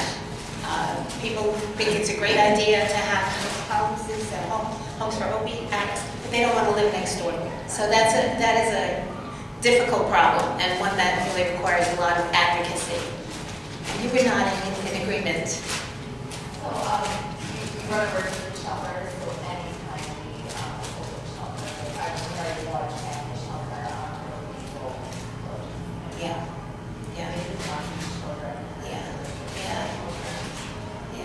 Every child, whether it's a small shelter in the community, with a grandchild, or a larger shelter in a more industrial area, or at least Yeah. So how do you deal with them? How do you answer that? I think education. Really educating the community, working very, very hard to maintain our community partnership. So making sure that we are working with the police, with the local school district, with the residents, the local legislators. Great. To ensure that they understand what we do, and that we're going to be good neighbors and good partners. Yeah, and that's where you can kind of celebrate your successes as well, you know, in a very public way. You know, it's not that difficult to sort of get yourself in paper. I've been doing this for a long time. I just pick up the phone and I call them. I say, listen, I have a great story to tell you. And, so it's gotten, we've been on News 12. Dr. Santello will tell you that Dr. Rosenthal, who was my PI at Northwell, is on TV all the time. Why? Because we pick up the phone and we say, listen, there's something new, there's something EpiPens, or whatever it is. And what you want to do is get yourselves out there. Be known in the community as a force of good and as a positive impact on the community, not a negative one. Okay, so that's a perfect example of right to an opportunity. So thank you. Do you have more? I was going to say, for funding, the lack thereof. Mm-hmm. Of course, while we're applying. Yes, that's why we're here. But to do that, you have to have the resources to do things like collect data. Yeah. Oh, nobody said this is easy. No, really, nobody said. And part of what I'm trying to do here is to show you that it can be done. It can be done. And trying to give you the tools that you can use to get the data that you need. And you kind of be creative. Put on your thinking cap. How can I reframe this? That's from my social work school. How do you reframe this and make this into a positive? Use the data the way it helps you the most. Okay? Very often you'll find things in percentages. You know why? Do you have an idea why you often see things in percentages? Because the data looks better. All right? We ran a clinical study years ago. I did a poster at the NIMH, and it was, I forget, 75% of the patients responded, blah, blah, blah. There were 6 patients. I was like, I'm not comfortable with this. But you can use the data. You must always tell the truth. It has to be true, because you do have people who fact check. I fact check. That's, sparingly. I don't fact check everything. But it's important to use the data to your best advantage, to frame your agency in the best possible light, and to show the work that you're doing, because you're all doing great work. We're not in this for the money, right? I should have gone to medical school. I don't know. Yes. One piece of advice I got was framing the data in a positive way to demonstrate what would happen if the program didn't exist. So what's the risk of the loss of funding the program versus all the great things you do, but also what happens if you don't get funded? What you're talking about is proving a negative, okay? So what I've always said was, what I do every day is prevention. What I'm doing every day, I'm rolling the dice that what I did today is going to prevent a teenage pregnancy in 5 years. Or I'm rolling the dice that what I did today is going to prevent a kid from getting infected with HIV. That's what we do, right? Most of what we do, we try to do anyway, is prevention. And that's a very difficult, you're proving a negative. You're proving that what you're doing is going to stop something from happening. That's really what you're saying, proving a negative. And you have to be very creative and that's where data, again, that's where data comes in. You can look at outcome studies there's tons of research online. It could be easier to get this stuff now. You just Google it and you come up with 1,000 scholarly articles, okay, on outcomes and on correlates of various things, on correlates of childhood trauma, okay, for example, on long-term academic outcomes. There's so much out there.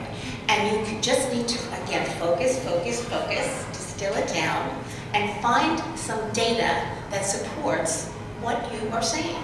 There's a lot of us out there doing and publishing and writing about it and doing talks like this. You can find it. You just need to be a little bit creative in how you present it. Okay, anybody else have any other threats? Yes.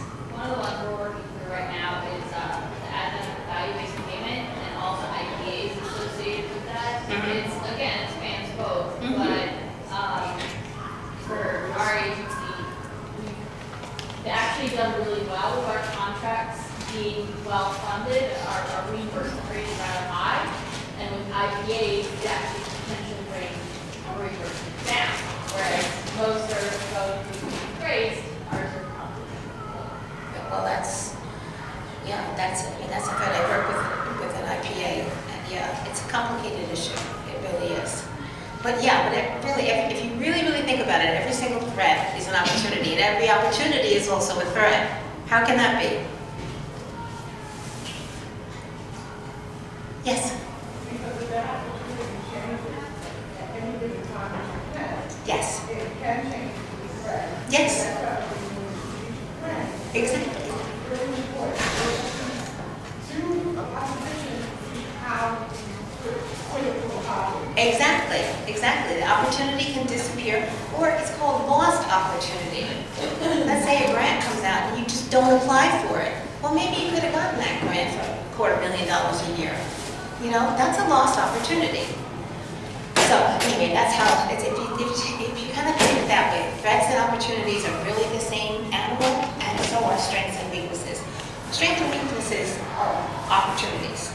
Weakness is definitely an opportunity to improve. So you all did a logic model of your agencies, or I think you did. How did you find that process? Did you understand the concept of the logic model?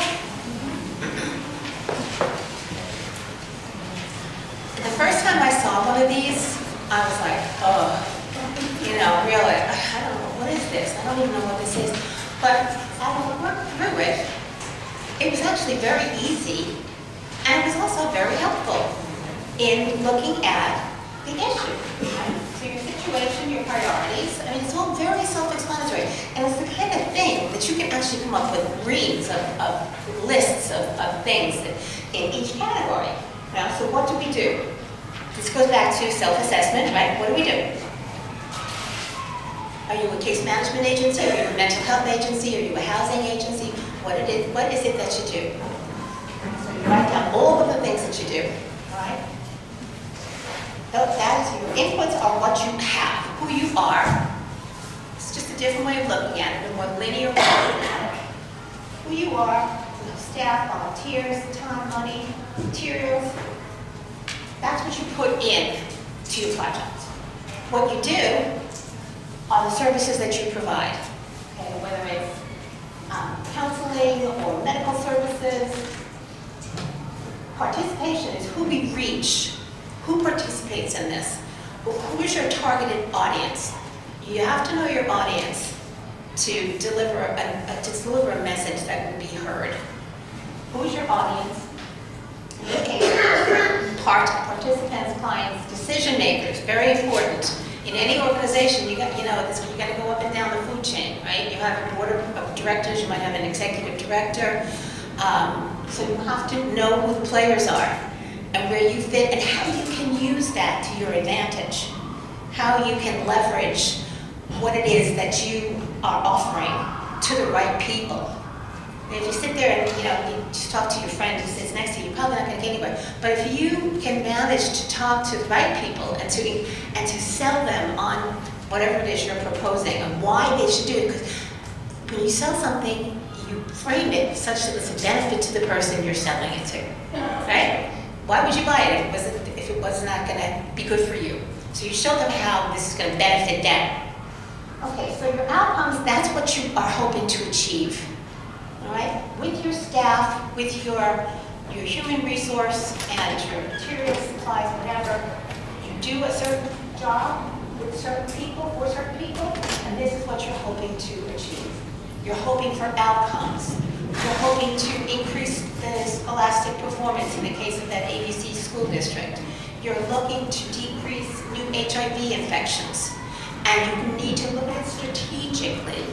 So then, when you've done the intervention, you've done what it is that you said you were going to do, then you need to look at, have the projected outcomes, then you need to look at the actual outcomes. Okay? Because if you haven't achieved your if your actual outcomes don't support your hypothesis, let's say, that in preventing HIV infection, if what we're doing isn't working and we're not seeing a decrease in new HIV infections, we're doing it wrong. And we have to stop and consider it and look at it a different way and start all over again. So this is just another tool that I thought was kind of a fun project to actually make you think about what your agency. Did anybody find in the process of doing this that they realized something that they hadn't thought about before? Anybody? No, you knew all this stuff already. Okay. Okay. Dr. Santella? I don't know what time it is, actually. I see we're set up. Oh, 1:37. I have another half hour or so. Is that okay? Okay. Okay. So your statement of need. All of these things, this is also part of building your proposal, okay? This is probably your most important, because this is where you're going to make that compelling case, okay? This is where you're going to have people say, oh, this project really needs to be funded. There's a huge need here, and people are suffering, and we need to help them. So what is your targeted population? Very important to target the population. Let's say it's school children in ABC school district in grades K through 8, or maybe it's young YMSM in Nassau County, or maybe it's elderly, homeless, mentally ill. Know who it is that you're targeting and be as specific as possible. If possible, give data on the numbers. You can find this information in the U.S. Census and also the Department of Health, the two websites that I gave. I didn't give you the U.S. Census. It's just www.US Census. What unmet needs exist in the population? Provide current baseline data, and current, and describe the factors. This is actually very important. Describe the factors that impact on these needs. These are barriers and challenges. So if you're going to sort of paint a picture that everything is glorious and your agency can move the building 3 feet to the left, you know what? Nobody's going to believe you. So you have to be very honest about what your challenges are. What challenges do you face?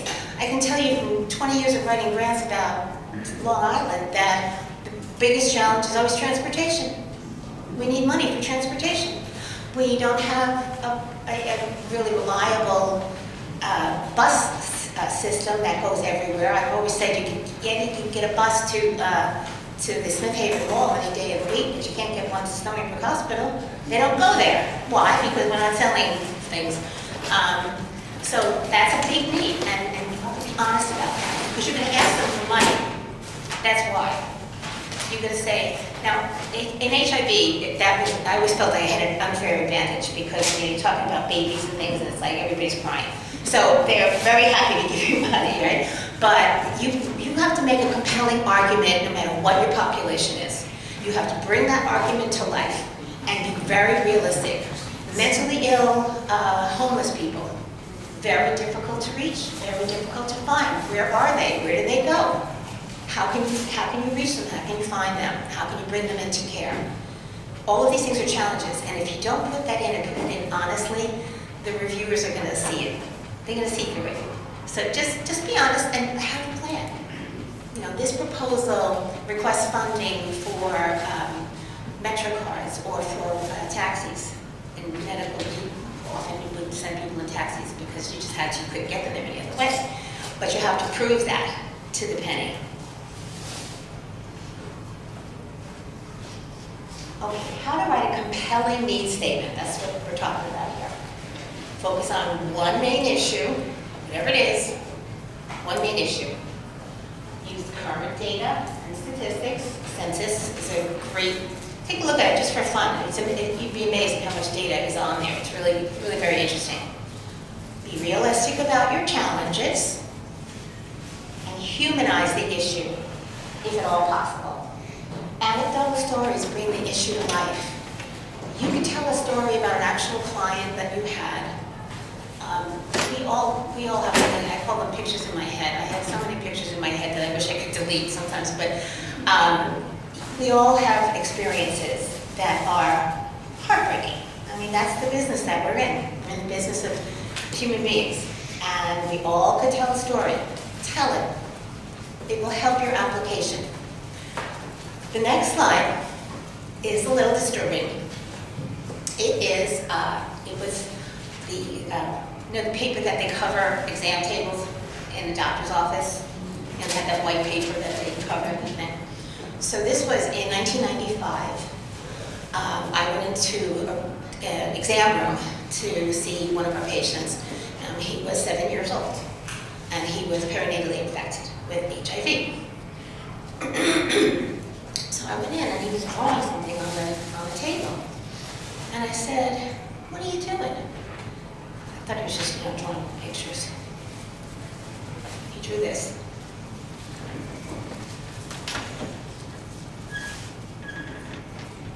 I said, "What is that?" He said, "It's me."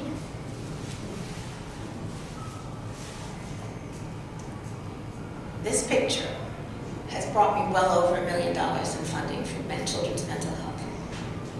This picture. Doesn't get more compelling than that. You can see it says $1129.95. I tore it off. I was two months on the job. I didn't even know what I was doing, what the ladies' room was. But I had a feeling it was important, and it was. And it remains important. Every time I show it to someone, I still have the original tissue paper. People are just stunned by it. I was kind of into art therapy, so I kind of knew how to interpret some of this. And the fingers that look like knives, and the teeth, they're very self-protective. And the bug on the end of his tongue, which I don't know whether he meant that was the AIDS bug, I don't know. He has horns.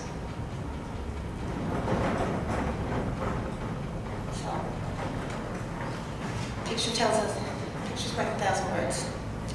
Make it human. Make it real.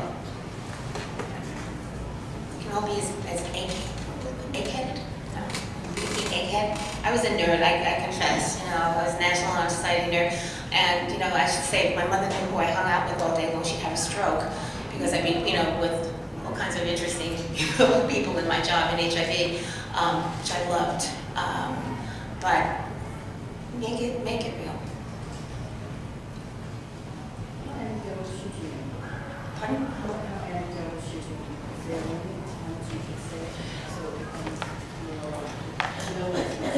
That's a good question. Did everyone hear?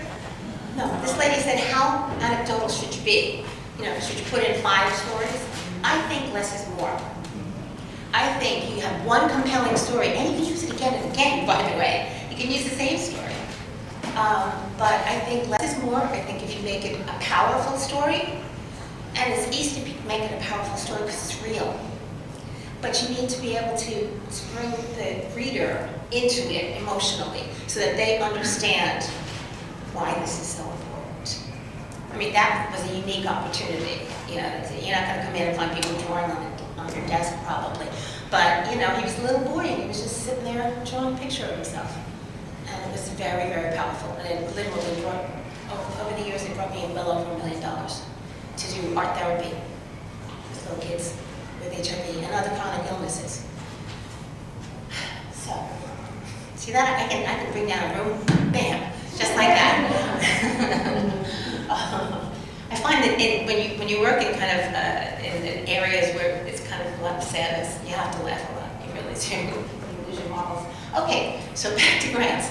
The next section after your needs section, which again is going to be defined by data, hopefully supported by some anecdotal information, as much color as you can bring to the narrative, as descriptive as you can possibly be.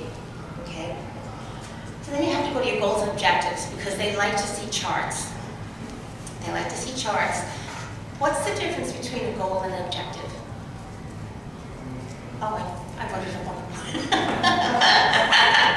Okay, yeah. So your goal is your broad overall plan. Okay.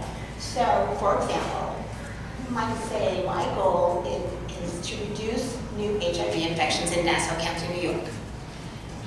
Very broad. All I've done is define the issue and the location. Your objective is going to be specific.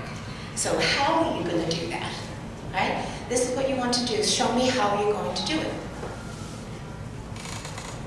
So the example I gave is 100 HIV tests will be conducted monthly in the areas of highest need in Nassau County as designated by the New York State Department of Health from July 2020 to July 2019 to June 2020. Specific, right? telling me exactly what we're gonna do. 100 a month, 1,200 for the year. Where? Nassau County, in the areas designated by the DOH. Not just anywhere. I'm not gonna go to the Green Acres Mall. I'm gonna go to places where there's a high prevalence rate of HIV. And I'm gonna do 100 tests every month for that time period.